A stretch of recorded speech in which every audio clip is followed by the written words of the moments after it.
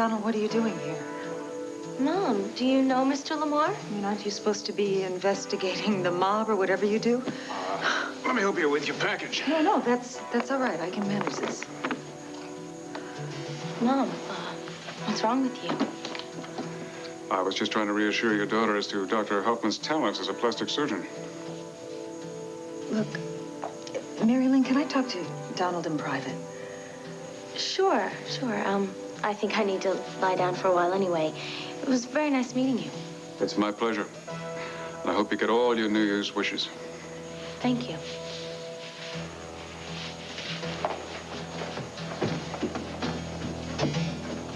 I'm sorry to pull you away from the station. No, it's okay. I was actually finished for the day. You sounded very upset when you called. What's the matter? I've been thinking about the murders in Mountain View, going over everything that you told me. And you've decided I need therapy. No. But if you can deal with it, I would like to hear the story one more time. Maybe you'll remember something that you left out earlier. I also want to hear about everything that's happened to you since the day you witnessed the killing. Rob, I just don't know. If it weren't important, I wouldn't ask you to go through it all again. But I really think it'll help. Is this some subtle way for you to convince me that I'm having hallucinations? I don't believe that at all. In fact, I believe you really did see a murder.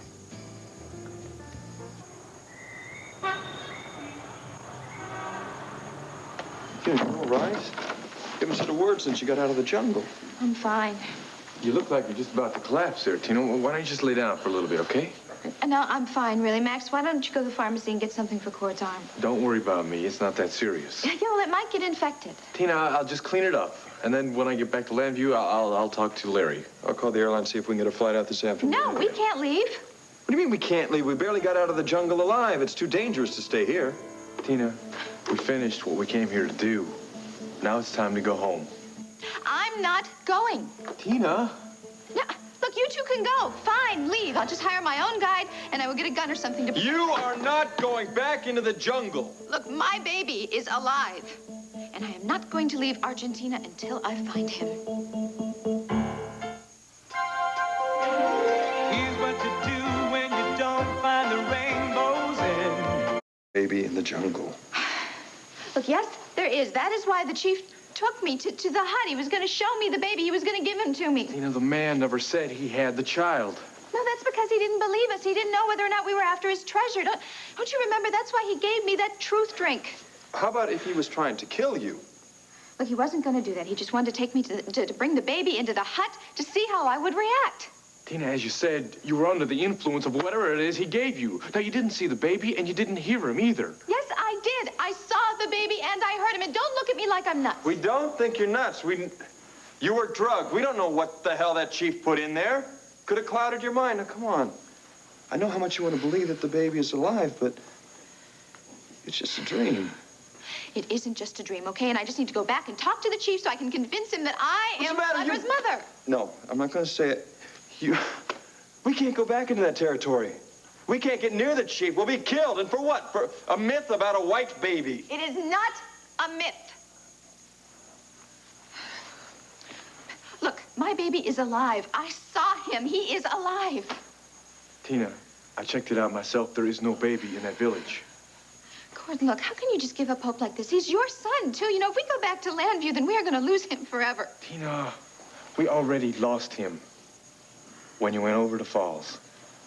No, we didn't. Now, I remember giving birth to him. I saw him in the hut. Damn it, girl, you know, I wanted our baby to be alive every bit as much as you did, believe me. I prayed to God that our child had survived. I even lost Kate because of all this. Oh, great, so bring that up to me. What do you do? Don't blame me for that. I am not blaming you, Tina. All I'm saying is I want you to understand how much this child meant to me. There's a time when you gotta face the truth, and this is it. Tina, it's time to go home, because we can't be chasing a dream for the rest of our lives. Here, hold it. Listen, So just take a breath and settle down here, huh? We're all tired, we're frustrated, we're on the edge. We shouldn't be fighting each other.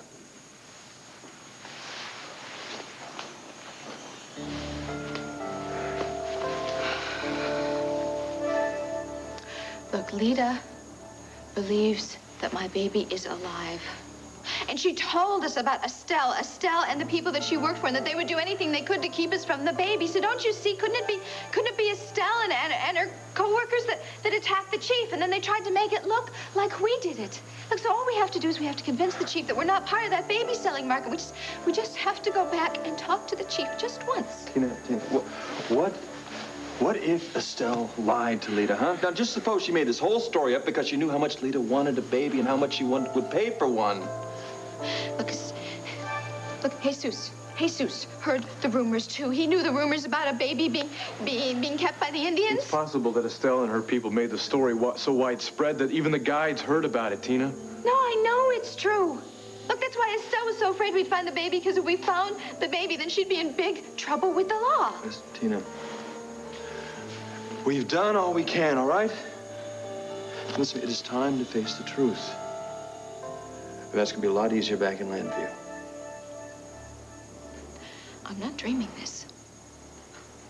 Tina, please, give it up. It's time to go home. Can't we just talk to Lita just once before we leave? That's all. It's not going to take a lot of time, please. It's okay with me if you and Cord want to go talk to Lita. Cord? If it will make you feel better, Tina. Fine, I will go with you to talk to Lita. Look, I'm gonna go change and clean up a little bit, and then I'll be back. We can go, all right? Well, you two talking to Lita, I'll book our flights out of here, and I'll pick something up for your arm.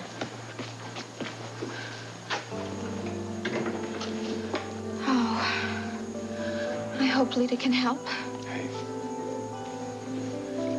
Just don't get your hopes up, okay?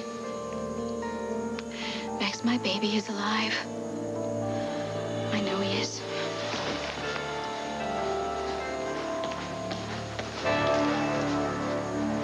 Rob, we are practically strangers. Why do you believe me? Especially when Cassie and John and Herb and Larry all think that I imagined this. Plus, you know that I spent several years at Compton Clinic. Look, even if John and Herb didn't know anything about your past, they'd still be inclined to doubt your story. Herb's a DA. John's a private eye. They need evidence. Well, yes, but can you explain the fact that I saw a murder on a TV monitor? Or the fact that I saw a bloody rope in a shoebox and then it disappeared when I took you to see it? No, but I haven't figured out what the murderer or murderers are up to, but you're the only one who can help me find out. Why are you doing this? Do you make a habit of helping ladies in distress? You're the first lady in distress I've helped in a long time. But if you trust me, I know we can solve this mystery together.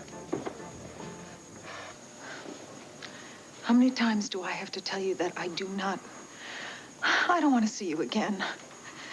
Donald, the past is behind us, and I don't want to go back there, and I do not want to be your friend. And I'm going to tell you another thing. I don't want you to see Mary Lynn again. Is that clear? Now, Lee, you don't have to play the lioness protecting her cubs with me. I had a short, pleasant conversation with your daughter. I don't care. I do not want you insinuating yourself into my life by trying to charm my daughter. I think we're seeing the effects of living with Tom once again after all these years. I'll forgive you your anger. I don't want your forgiveness. I want you to leave me alone. Why is it so impossible for you to just treat me with some courtesy? I mean, my God. I talked Hoffman into changing his schedule so he could come here and help Mary Lynn. It was me who convinced that judge to put her into the ARD program and not throw her into some miserable little prison. Okay, that's fine, Donald. What do you want me to do? Do you want a favor from me? Is that it? No. I am saying thank you. That is it. Goodbye. I hope you have a wonderful life and that it is as far away from me as possible. Now, you know me enough to know that I don't engage in losing battles. And it has become obvious to me that you don't want to see me. Now, I apologize for any anxiety I may have caused you, but it is unfoundedly because you're not the reason that I'm here. Oh, Mr. Lamar. Tom, it's Donald. Donald. I'm sorry I'm late, Donald. I assume you and Lee have met. Yes. Lee, how's Mary Lynn? I really don't know. I just came in. I didn't have a chance to talk to her. Oh, I see. I told Donald that Mary Lynn was recovering from surgery, and I wanted to be close to her, so we agreed to meet here. Yes, I just had the opportunity to meet your daughter. She's a charming young woman, and I wish her a speedy recovery. Thank you very much. Lee, would it be possible if Tom and I spoke alone?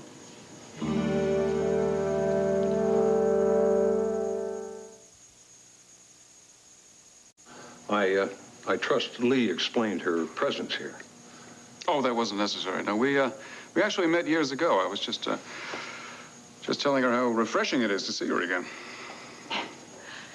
Well, you actually forgot to tell me, Donald, why you were seeing Tom.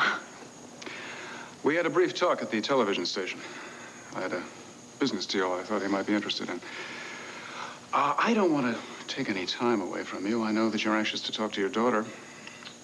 Yes. I think I'll go up and check on her right now. Lee, Happy New Year.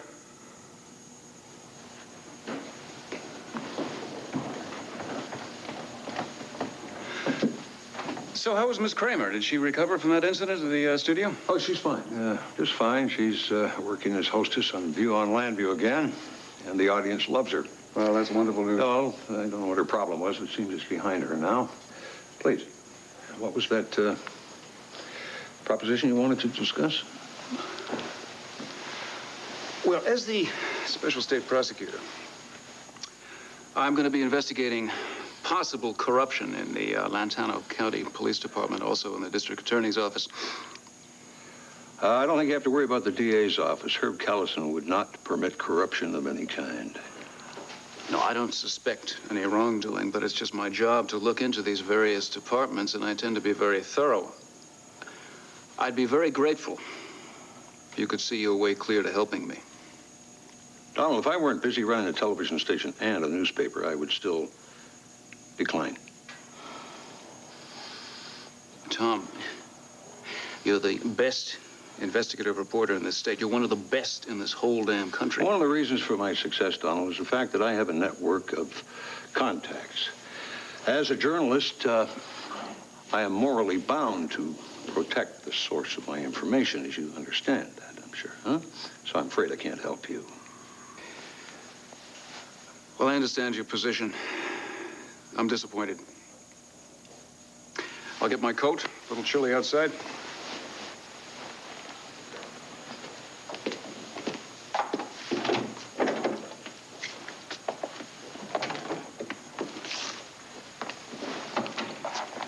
I appreciate you listening to my offer. Good luck. If I had you on board, I wouldn't have to depend on luck. Anyway, thanks for your time. Happy New Year, Tom. And to you.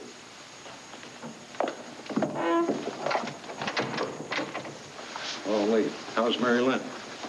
She's resting. Good. So, what did Donald want? He wanted to use my contacts to make his investigation easier. Ah, well, did you agree? Nope. Even if I weren't busy, I wouldn't work with him. I don't trust him. Why not?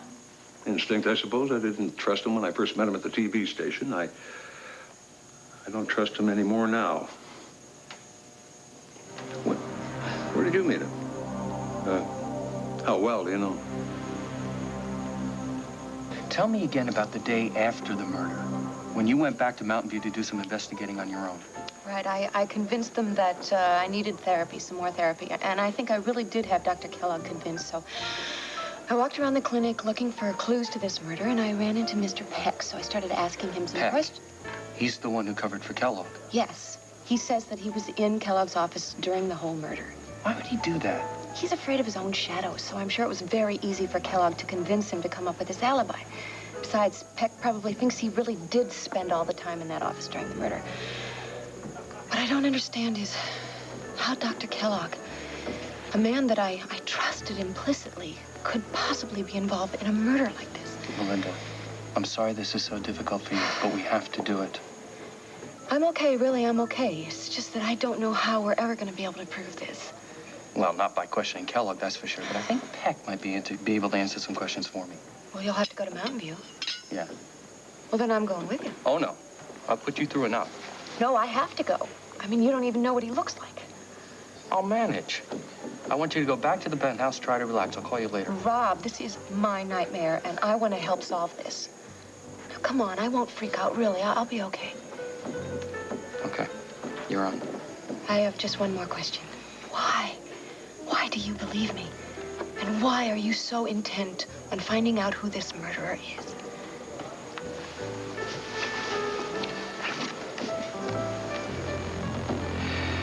Is this the man that you saw murdered? Well, I don't know. I didn't see his face. I can't be sure. Why, who is it? Isn't that wonderful news? You can't do this to me. I'm not ready to leave Mountain View. I can't cope on my own. Mr. Peck, if I didn't have absolute faith in your progress, I'd never release you. I want to stay another week, another month. Please, Dr. Kellogg, don't make me go. The first step is always the difficult one, but when you've taken it, you'll be amazed how easy the rest are. We'll set up some appointments for you, on an outpatient basis. And if you feel an anxiety attack coming on, then all you have to do is call me. Please trust me, Mr. Peck. I know this is the right move for you. All right, if you say so. Will you help Mr. Peck gather up his belongings? Be happy to. I loaned my slippers to Mr. Wilson. I'd better get them back. Of course, off you go. You'll be so glad to hear your good news. You're a real charmer, Doctor. This was not part of my agreement with Donald Lamar. Doesn't matter. When Lamar changes the rules, you follow them. And he wants our Mr. Peck eliminated. Well, don't worry. I'll do it away from the clinic. The police will just think he couldn't stand it on his own and offed himself. No one will blame you. The man is scared to death. He wouldn't betray us, Griffin. Lamar's not taking any chances. Once Peck's out of the way, the only one who can nail us is Melinda Kramer. I thought we were dealing with her. Not fast enough. If I had my way, I'd kill her along with Peck. When I have a... I don't understand why Donald didn't tell me he knew you when I first met him at the TV station. Well, he didn't want to make you feel uncomfortable. You see? What does he know about me? Just that you, left me and you took Mary Lynn. You told him what happened? Well, I didn't tell him right off the bat, Tom. I mean, we became friends first. Good friends? Well, yeah, we were very good friends. I mean, he was running for a judge and I was working in his campaign headquarters. And it just so happened that he came along at a very desperate time in my life, and he offered me a position, and it made me realize that I could do other things, that I was really good at budgeting and working like that, and it made me realize I could do a lot of different things. So he came at a very difficult time, and he gave me sort of a lifeline. And so I accepted it, just as I accepted my help from Renee. I see. And after the campaign was over?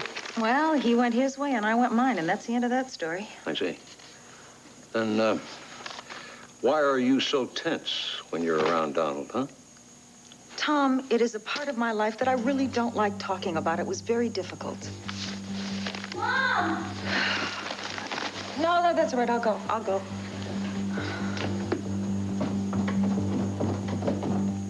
Yeah. Some of the guys from the fraternity are renting the private room for a party tonight. Why? I want to borrow a waiter's uniform for the party. Wade, I'm not going to let you crash that party dressed as a waiter. Listen, I'm not going to cause a scene, I promise. Look, I'll even wear a disguise so that Brent and his buddies won't recognize me. No, come on. Max left me in charge here, and when he gets back, I want the hotel to be in the same shape it was in when he left. Listen, Steve, Brent is framing Mary Lynn. All I want to do is get the charges against her dropped, and if I can get into that party, I can do it. Come on, you like Mary Lynn, don't you? Do you want to see a bum rap like this go against her? No, of course I don't. Look, I admire your determination to help her, but you're just going to have to find some other way. You bet I will.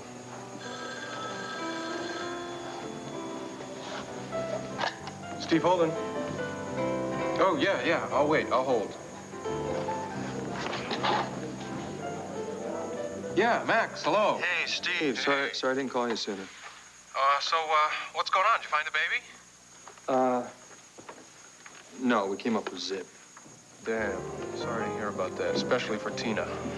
Yeah, well, she's still keeping her hopes up. So are you staying down there or what? No, I made reservations for a flight out this afternoon. I want to get Tina out of here, get her back to Landview and Vicky and her family and stuff. I think she needs to start getting over this. Listen, Max. Gabrielle and I are going out to Landfair this afternoon to set plans for the wedding. Now, what do you say we go the whole 9 yards with this and make it a double wedding, huh? Thanks for the thought, Steve. Listen, congratulations. I'm real happy for you. Oh, come on, Max. We'll wait for you to get back. Gabrielle can talk to Tina. We can No, work... Steve. You just go ahead and make your plans, okay? Tina and I can't think about a wedding right now. Tina has too much to get over first.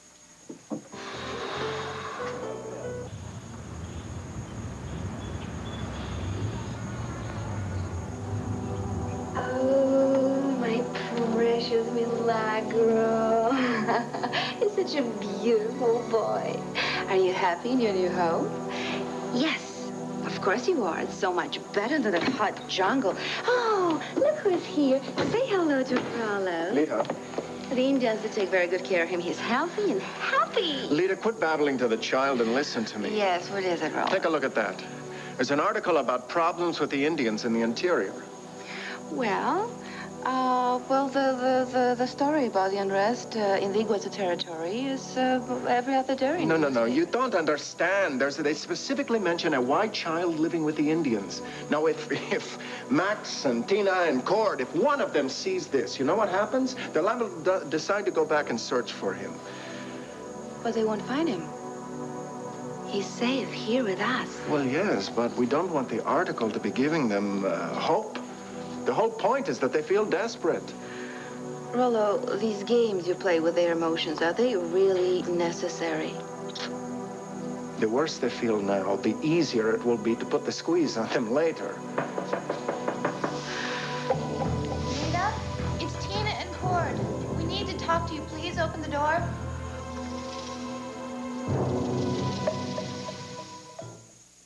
Even with the most absorbing...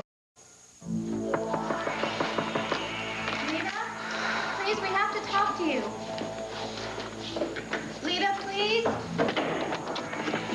I was resting. I'm sorry it took so long. We apologize for breaking in on you like this. We just wanted to talk to you one more time before we headed for the airport. Yes, and if you can help us, then we won't go. You said you were going to the jungle. Well, we did. And the Indians practically killed us. I mean, they thought we were after the treasure or something, but I had to convince the chief to take me to the village, and then he did, and then he gave me this drink with this drug in it. It knocked me out. Did you find a child? I saw him, Lita. Lita, I know now more than ever that my baby is alive. Have you heard anything else about the baby? No, I'm sorry. Lita, you told me you believed Estelle's story that there was a white baby living in the jungle. Yes, but she denies everything now. She can't be trusted. Well, yeah, but I mean, Estelle must have been telling you the truth because you were going to buy a baby from her, and if you showed up with the money, well, then she would have to have a baby to give you. A baby, Tina. Not necessarily a baby that was rescued from the Indians. Lita, I know that you believe this story. Because you told me yourself how you were so scared because what Estelle and the people she worked for would do to you because of the baby. So you have to know he was there. Tina, superstition and myth abound in this country. And it's quite possible that Milagro is only a myth. What about my bracelet? What about the bracelet that the Indians found? And that proves that my baby is alive. Honey, is it possible that they found the bracelet in the river or later on in the village after you left? No. I'm sorry I've caused you so much pain. Perhaps I shouldn't have contacted you in the first place. No, my baby is alive. If it were alive, you would have found proof in the jungle. Go home, Tina. Go back to Landview and your loving family. There is nothing more you can do here. No, I'm not just going to give up hope like that. If I hear anything more about the baby in the jungle, I promise I'll contact you. But please, for your own happiness, don't count on it. You did your best. Be satisfied. You can do nothing more. Tina, you are young and healthy. You still can have another baby, and you love him as you did your first. But please, you must make peace with the truth. Listen, thank you very much for everything, and we really do appreciate it. Come on, Tina. Be strong and be happy. I'll pray for you. Goodbye.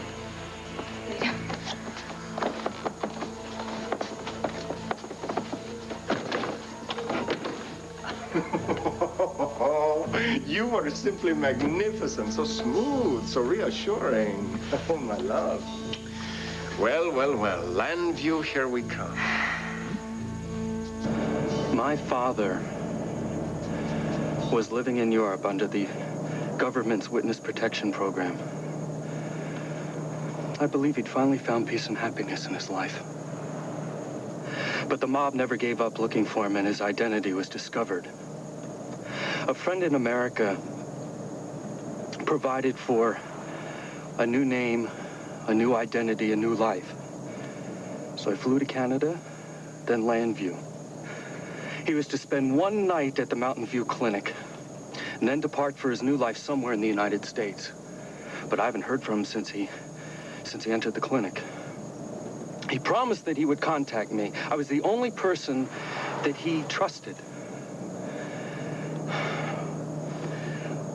But he never called. I think he was murdered. Now, his contact at Mountain View thought that I knew nothing of his plan, of course, to protect me. Contact is Dr. Killer. Yes. So when I heard about your involvement in Mountain View, I knew that we could help each other. Oh, so that's why you befriended me. No, that's not all of it, Melinda. But I admit that that's the reason why I went out of my way to contact you. My father's death was my fault. I have to avenge it. I have to find the killer. Why do you say it's your fault? Because he didn't want to come to America. I talked him into it. I thought that if he lived in America, we could see each other more often. I was so blinded by this wonderful life that I had thought up that I never considered his feelings or his fears or the fact that he might be walking into a trap. I'm so sorry. I don't want pity. I want retribution, and I'll get it. Well, maybe we should go to the police or Herb. They can't do any more for me than they did for you without evidence. Well, at least your story is more plausible. I gotta do this my way. Okay. All right, we're almost there. Are you sure you want to go through with this? I can drop you off at the hotel before I go up to the clinic. Oh, no, you're not dropping me off. We both have a stake in this, and I'm going with you. I see. Fine, thank you. How is she? Oh, she's better. I just hope she sleeps. Did you reach Dr. Hoffman? Yes, that was him. He's going to call the druggist. He's going to prescribe some antibiotics. Oh, good. Boy, this reminds me of how worried I used to get about her. Remember when we worried about Mary Lynn? We used to take turns holding her. Yeah. Lee, I know how much you suffered when I left with Mary Lynn. Now, I don't regret doing what I did, but I'm truly sorry you were hurt. That was not my intention. Well, you took my daughter. How'd you expect I'd feel? Well, of course. The only thing I was concerned about at that time was Mary Lynn. I was convinced that the best thing for her would be to take her away. It was a mistake. It was in judgment. And I'm truly sorry. I know it's 17 years, but I'd like to apologize, and I can only hope that you'll consider forgiving me. Well, I know how hard it was for you to say that. I guess I never realized that how much you loved her. You know, the main reason I loved her was because she was ours. Yours and mine. Yeah, well, I guess I didn't realize that either. I was probably so young, I was really worried that I was going to fail her or something like that, you know. Guess I sort of did fail her. So did I. Seems I failed you, too. Well, I can't forgive you, Tom.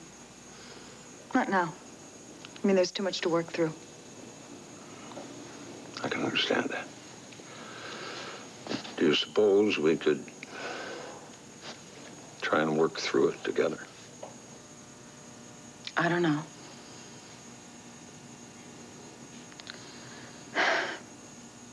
I'll try.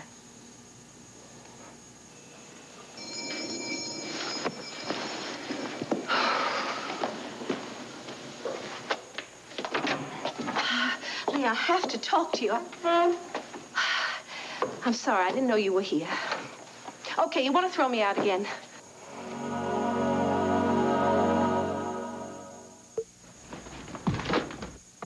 Hey. I think I'll salvage whatever little pride I have left and just leave on my own. Renee.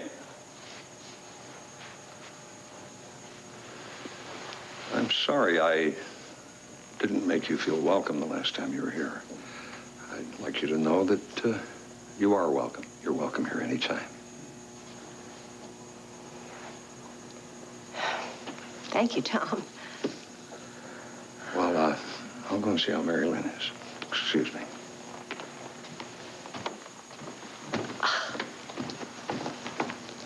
What was all that? In all the years I have known him, those are the first civil words he's ever said to me. Maybe there is a Santa Claus. Oh, come on. I don't know. At least he's trying. But why? Oh, I don't know. It's just... do you know that Donald came here? Donald Lamar? Well, what was he doing here? He was having some sort of meeting with Tom. Anyway, when he left, Tom asked about my past with Donald. Well, you didn't tell him much. No. I started to, but then I stopped. So then Tom and I started talking about our past. We understood each other a little bit more. I mean, I'm not going to say anything's going to happen overnight, but at least we made a start. Well, I'm very happy for you, honey. You know, I saw Donald yesterday at Land Fair. He was there just oozing charm, thanking Clinton Vicky for publishing that article in the Banner. You know, the one about his being appointed special prosecutor. What? Haven't you read it? No. Oh, honey bunch, you better keep up with him. Because as sure as the sun sets in the west, that guy is up to no good. Well, that's one thing you and Tom have in common. He doesn't trust Donald either. Are you saying that you do? Oh, I don't know, Renee. He comes to town. He brings this wonderful plastic surgeon from Mary Lynn. He doesn't ask for anything in return. Oh, he will, honey bunch. I promise you, he will. Oh. Let's get in there before someone spots us. Come in.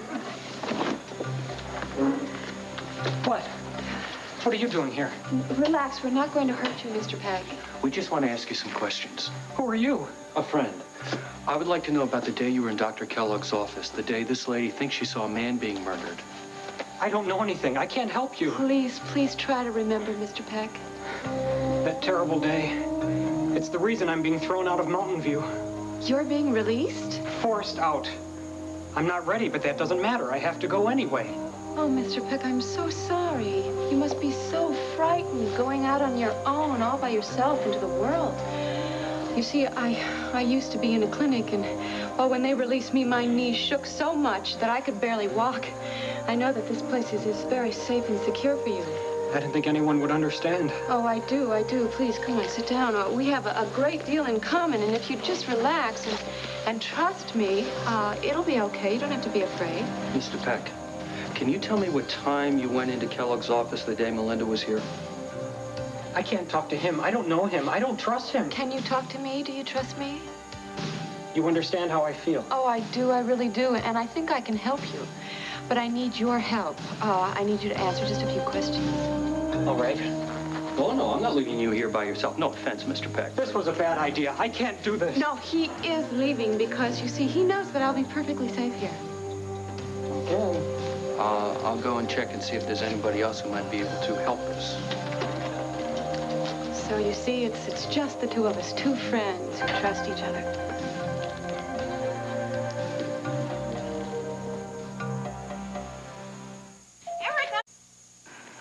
Made plane reservations. Be back soon with first aid for Cord's arm.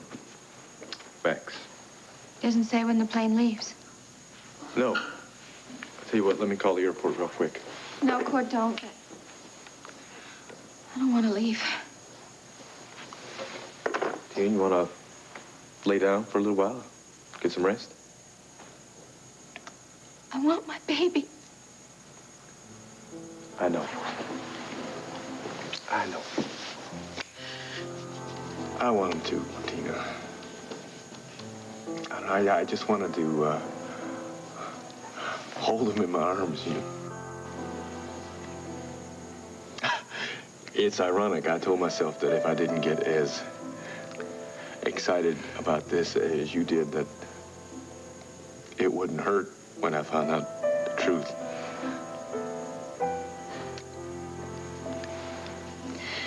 I'm so sorry. I guess I was just hoping for the miracle to come true and that I could hope that he had survived. I can't believe God's doing this to us. Maybe I can just lose him once. We've lost him twice. Well, I'm not sure I understand that either, Tina. Listen, I remember once my daddy told me that whenever a baby dies, that a new star appears up in the sky.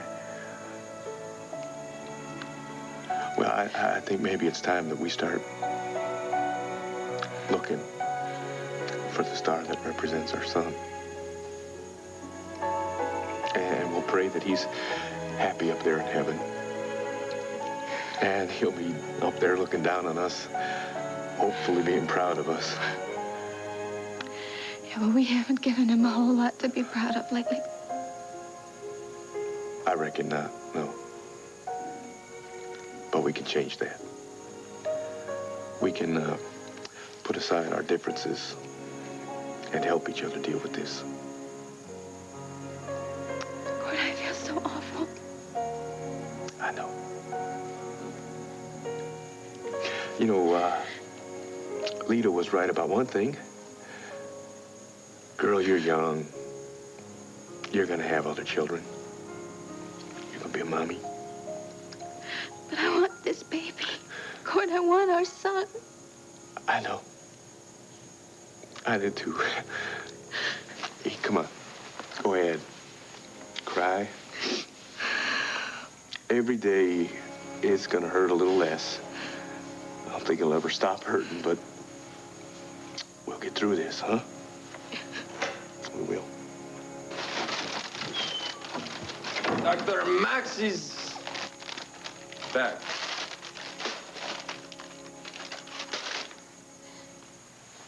Any word from Lita about the baby?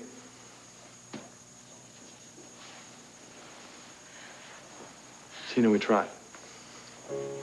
Max. Max, I don't want to give up. I know. It's time. It's time to go home.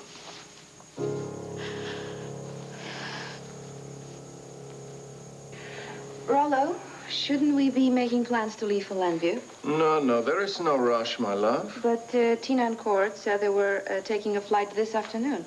Well, give them time to settle in and try to come to grips with their grief. I don't think Tina will have an easy time of it. I felt so sorry. She was so desperate for just 1 ounce of hope from me.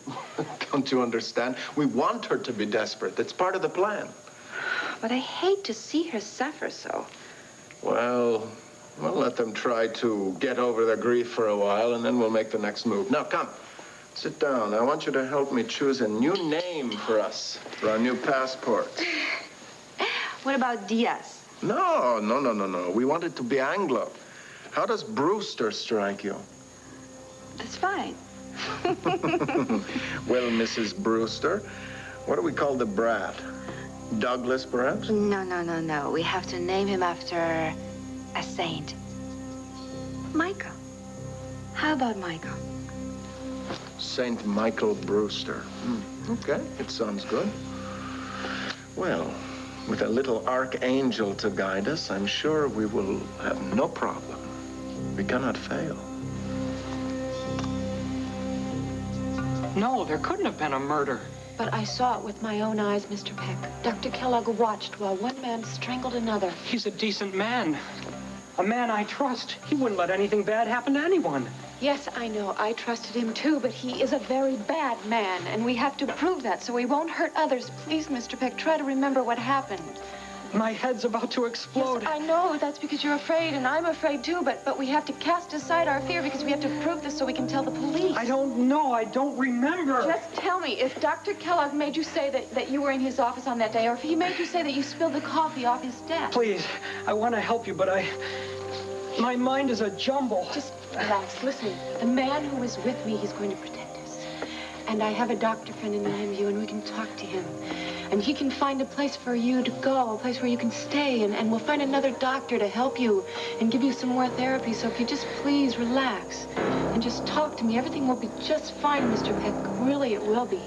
Just tell me what you remember.